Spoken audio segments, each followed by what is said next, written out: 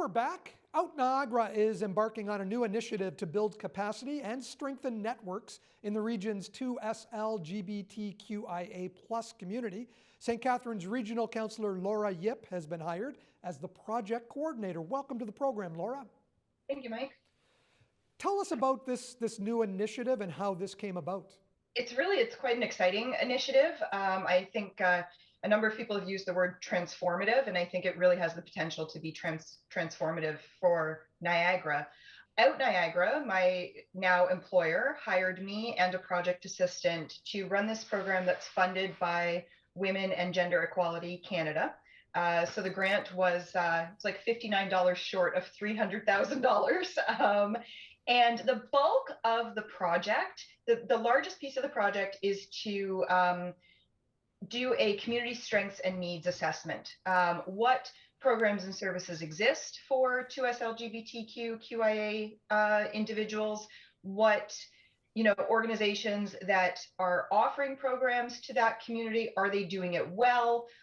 Could they be doing it better? So out of that community strengths and needs assessment, there will also likely be trainings and workshops and that sort of thing that help to improve the services and everything else. We're hoping, of course, that one of the big things that comes out of this is reducing stigma for individuals, right? And then the other sort of smaller piece, but also very important, is around governance and building organizational capacity, because until now, OUTniagara has been run entirely by a volunteer board of directors. So, with this $300,000 budget, as the project coordinator, do you oversee how that budget is spent and what form some of this information collection will take? The proposal to Women and Gender Equality Canada, of course, laid out a number of, tasks and things. My role as the project coordinator is to ensure that we meet all of those goals, that we meet them on time, which is a little challenging because there's a 6-month lag in when we got started,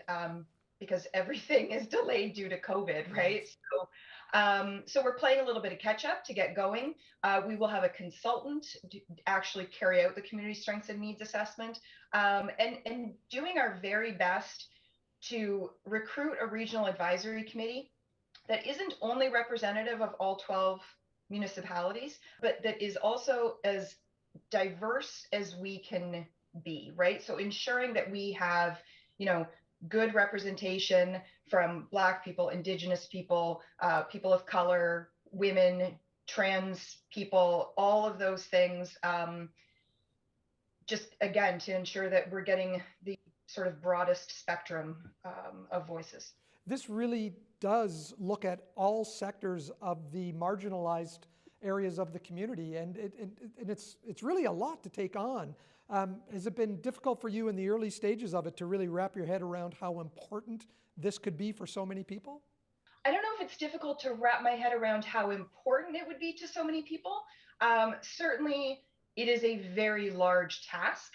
And I think trying to explain how large a project it is to potential partners, that's been the challenging part, right? Is to make them understand that this is not simply someone's going to write a report and all is good. We're looking for, there's some real meat to this. The regional advisory committee that you mentioned, what will that be? What will that consist of?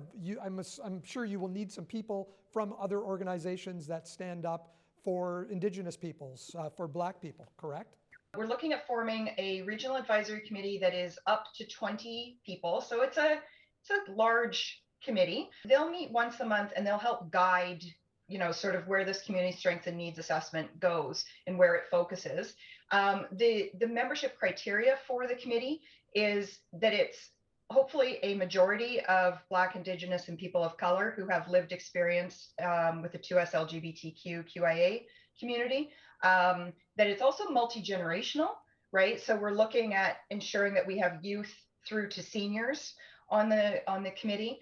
And again, that it is, I could put together a committee probably tomorrow of 20 people from St. Catharines, right? We want to make sure that there's representation across the entire Niagara region. Makes perfect sense. Good luck with the project, Laura. Thank you for joining us.